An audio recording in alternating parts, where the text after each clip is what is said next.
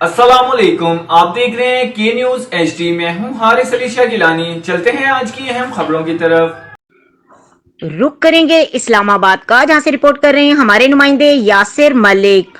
मुबैना police मुकाबले में मारे जाने वाले इकबाल और नवाब के लवाहिकीन, जिनमें औरतें और बच्चे, पिछले 4 घंटे से पुलिस ने यरगमाल बना रखा है।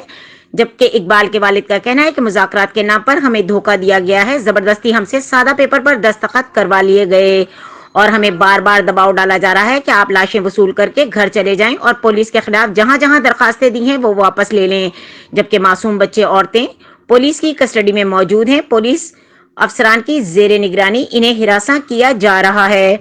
जबकि पुलिस की ताकत का अंदाजा यहां से लगाया जा सकता है कि कल रात पुलिस ने एक रिटायर्ड जनरल के खिलाफ FIR इंदराज करने से साफ इनकार कर दिया।